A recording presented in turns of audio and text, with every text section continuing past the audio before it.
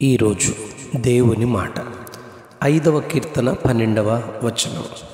నీవు వారిని దయతో కప్పెదవు, నీవు వారిని దయతో కప్పెదవు.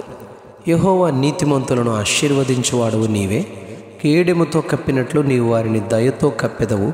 కావున నీ నామమును ప్రేమించువారు నిన్ను గూర్చి ఉల్లసింతురు. యెషయి కుమారుడును ఇజ్రాయేలు రాజునైన దావీదు సృష్టికర్తయు మానవాళిని ప్రేమించిన దేవుని ఉన్నతమైన ప్రేమను, దయను వర్ణిస్తూ వ్రాసిన కీర్తన ఇది. ఈ కీర్తనలో దావీదు దేవుని దయను గూర్చి మాట్లాడుతూ ఉన్నారు. 73వ కీర్తనలో ఆసాపు ఆయన దయను గూర్చి ఇశ్రాయేలు ఎడల, శుద్ధ హృదయుల ఎడల నిశ్చయముగా దేవుడు దయాళుడై ఉన్నాడు అని చెప్పారు. దేవుని దయ వర్ణింప శక్యము కానిది. నా పాదము జారుటకు కొంచెమే తప్పెను అని ఆసాపు చెబుతూ 23వ వచనంలో నా కుడి చేయి నీవు పట్టుకొని ఉన్నావు, నీ ఆలోచన చేత నన్ను నడిపించదు అని దేవుని దయ కొరకు విశ్వాసంతో మాట్లాడారు.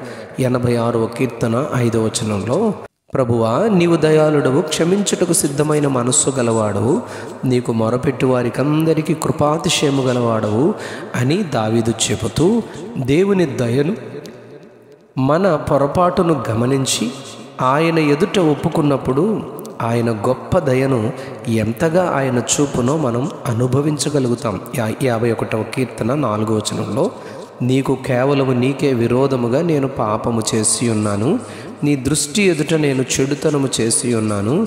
నేను పవిత్రుడనగునట్లు హిస్సోపుతో నా పాపము పరిహరింపుము, హిమము కంటేను నేను తెల్లగా ఉండునట్లు నీవు నన్ను కడుగుము అని క్షమాపణను దేవుని ఎదుట వేడుకుని రక్తాపరాధము నుండి విడుదల పొందినట్లు రాశారు అక్కడ. 100వ కీర్తన 5వ వచనంలో యెహోవా దయాళుడు, ఆయన కృప నిత్యముండును, ఆయన సత్యము తరతరములుండును అని చెప్పబడింది.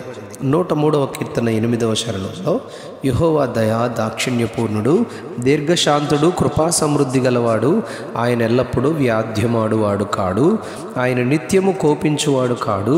మన పాపములను బట్టి మనకు ప్రతీకారము చేయలేదు, మన దోషములను బట్టి మనకు ప్రతిఫలం ఇయ్యలేదు.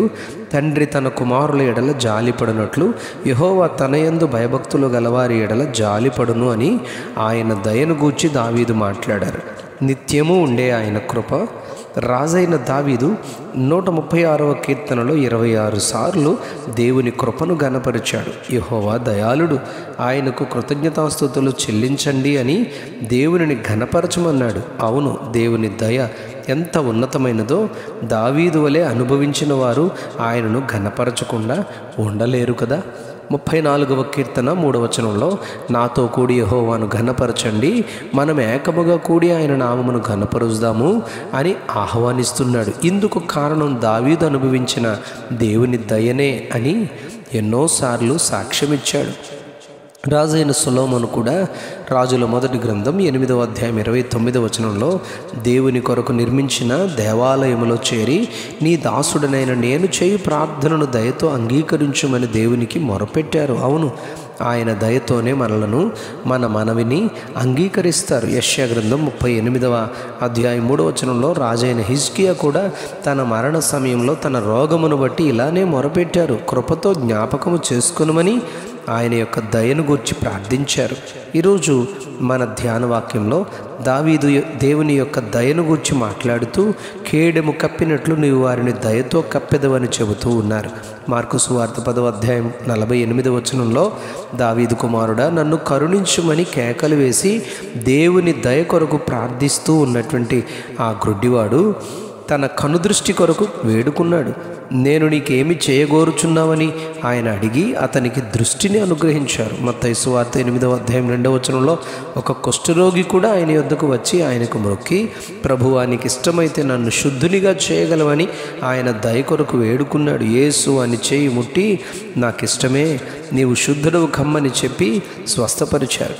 లూకా సువార్త 7వ అధ్యాయం 12వ వచనంలో యేసు నాయీను అనే ఊరిలో ప్రవేశిస్తూ ఉండగా చనిపోయిన ఒకడు వెలుపలికి మోసుకొని పోబడుతూ ఉన్నాడు. అతని తల్లికి అతడొక్కడే కుమారుడు, ఆమె విధవరాలు. ఆయన గవిని యొద్ద గమనించి ఆమెను చూచి ఆమె యందు కనికరపడి ఏడవవద్దని చెప్పి దగ్గరకు వచ్చి పాడెను ముట్టగా మోయుచున్నవారు నిలిచారు. ఆయన చిన్నవాడా లెమ్మని నీతో చెప్పుచున్నాననగా ఆ చనిపోయినవాడు లేచి కూర్చుండి మాట్లాడసాగెను అని చెప్పబడింది. ఆయన కేడము కప్పినట్లుగా అవును, దయతో ఆయన కప్పును. దేవుడు ఈరోజు ఈ ధ్యాన వాక్యమును ధ్యానిస్తున్న ఎవరైనాను ఆయన యొక్క దయను కోరుకుంటే దయతో మనలను కూడా ఆయన కనికరించి స్వస్థపరిచి బలపరిచి నడిపించును. అట్టి దయను విశ్వసించి ప్రార్థించి ఆయనను అడిగి మనము కూడా పొందుకుందుముగాక. Amen, amen, amen. నీవు వారిని దయతో కప్పెదవు, నీవు వారిని దయతో కప్పెదవు. ఆమెన్.